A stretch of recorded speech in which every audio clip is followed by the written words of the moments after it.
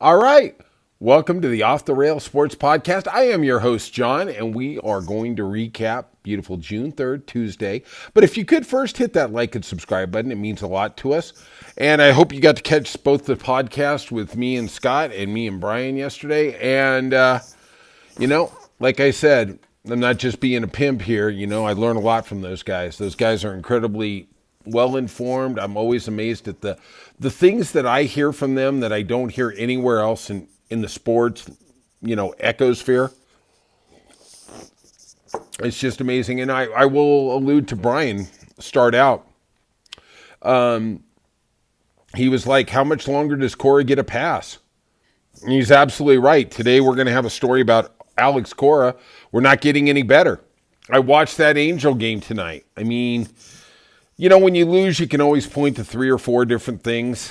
When you win, you point to the one thing. That's how it is. But I watched the Red Sox, and I'm telling you, it seems like every damn hitter who comes up to the plate's hitting 290, 295, 298. And I'm like, Jesus Christ, how are we losing? Garrett Crochet is just lights out. How are we losing to the Angels in Boston? I mean, really, they're like a beer league softball team. Like, what the son of a bitch is that all about? I don't know. All right, but let's go to the big story of the day. The New York Knicks, and I predicted this, fired Tom Thibodeau. And I think what happened is Leon Rose, who's basically the guy who runs the show at MSG and the Knicks, realized that they were at the highest level they could get to. Now, I understand they went to the finals for the first time in 25 years. That's really good. All well and good, but I honestly think out of the 4 teams in the Final Four, the Knicks were 4th. I don't think they were close to winning a title. I really don't. Now, they played really good. Don't get me wrong. But things did work out pretty well for them. I mean, yeah, they beat Detroit, up-and-coming team, but you could make the argument Detroit was right there.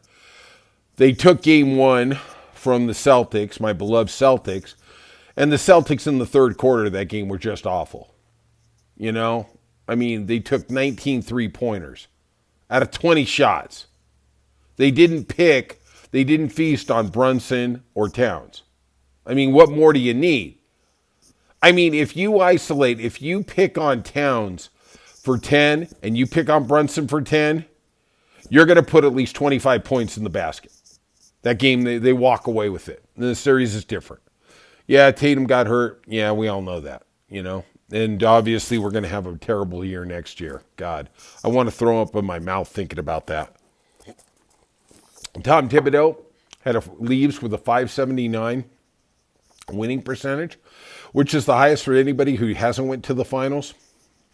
He had a nice 5-year run in New York. I think, honestly, the problem is that he was just playing the players too many minutes. The exact same thing that Mike Malone did in Denver, right? And at the end of the day, you don't know what you don't know, but you just have to piss off one of these guys. They're not, the salaries have become so overwhelming that they can't even move them, especially with this second apron. Now, look, the NBA is the one league where there has always been player empowerment. Magic Johnson with Paul Westhead is a prime example, okay? But now I don't even know if you need to be the superstar on the team. If you're the third option and you really have a problem with the coach, you're gone. I really do believe that. I'm sorry. Yeah, maybe. But, I mean, we're looking at a generation of coaches, Frank Vogel, Budenholzer, Mike Malone, who have won and they still get fired. They've won titles. This isn't, the Doc Rivers. I won a title about 600 years ago when Moses was walking through the desert. Yeah, I'm going to live off that. Doc Rivers is living off of more of that bullshit cachet from that 3-year run with the Celtics where he won 1 title. He should have won 2. Maybe he should have won 3, but he choked because he's a goddamn horrible coach. Sorry, got to say it. That dude is the most overhyped thing I've seen since Bernie Madoff. Straight up. Don't care. Don't care what anybody else says. That lies the rub of what the Celtics are, but let's move off that. Tom Thibodeau is the Marty Schottenheimer of the NBA. He is the guy who will take that team that is in the doldrums, is in the basement, and he will make you respectable in the playoffs. Can you win a title with him? No. No goddamn way. Just cannot. There is too many things that he brings to the table that are productive and yet self-destructive at the same time. When Mikal Bridges is saying towards the end of the year, we need to cut back on the minutes, that's a problem. I'm not even going to get into how come all of a sudden we're seeing Chamelet, those guys in the playoffs. We never saw them in the year. Hey, this just in, Tom? You can use the 82 games to alter your starting five, your mixture of players in the game. You don't have to go 7 deep for 82 games. Great. Because I got to tell you something, in the modern NBA, nobody gives a rat's ass if you're the 4th or 5th seed. It doesn't matter. Or even the 6th seed. Just don't get in the playoff game. Play-in game, excuse me. You know, Tom Thibodeau is that guy who wants to win every game like it's the 7th game. I applaud that, but that doesn't work in the NBA. It literally doesn't. And that's going to be a problem for J.J. Redick down the road. We don't need to talk about my Laker hate right now. But at the end of the day, you need a coach like a Ty Lue, even though, you know, he's won a title. Don't get me wrong. But he understands about playing time, minutes, rest, things like that. Now, where do they go? I think it's more than a coincidence that both of the New York assistants were on the short list for Phoenix. All of a sudden, this came out. I don't know if Johnny Ott's going to go there. Personally, my gut says they're going to go after Jay Wright. Won a couple titles at Villanova, a couple players there from Villanova. He's going to, at the end of the day, you have to make sure Jalen Brunson buys into this, whatever this is. If Jalen Brunson is not happy, you got a problem. And the thing is, they're all happy in the beginning. They're all singing Kumbaya, okay? It's where 6 months from now, 8 months from now, when you're 20 and 18, is Jalen Brunson happy? Because Jalen Brunson is driving the ship. He is the Magic Johnson. He is the Larry Bird of this organization. He's not as good as them, but he means as much to that organization now as those gentlemen meant to their organizations back in the day. Straight up. This guy is Tim Duncan. He's not as good, but that's what he means to this organization. Okay? I would say they haven't had a player who meant this much to them since John Starks or Patrick Ewing, whatever. I'm not a Knick fan. I'm not going to get into it. You want to tell me Charles Oakley? I don't care. I'm not going to fight you. Okay? Leave it in the comments. Hit like and subscribe, okay? All right. Let's go to the world of baseball. Like I just said, Alex Cora says we're not getting better. I don't know. I got a funny feeling in the next month we're going to see if he makes it. I think Brian was right. I really didn't think about it. I just, for some reason, just assumed he was going to grandfather into the end of the year. But you know what? Brian was right. He was right about that. That's why you need to listen. Rockies won their first series since 2024. They had won 22 consecutive series without a win. Jesus Christ. How bad are you? 22 consecutive. It was only the second time this year they had won consecutive games. And they beat the Marlins. Jesus Christ. What kind of craziness is this? All right. Also in the majors, McCullers, and this is the feel-good story of the night. McCullers outdueled Paul Skeens of Pittsburgh. They won 3-0. First win for McCullers since 22.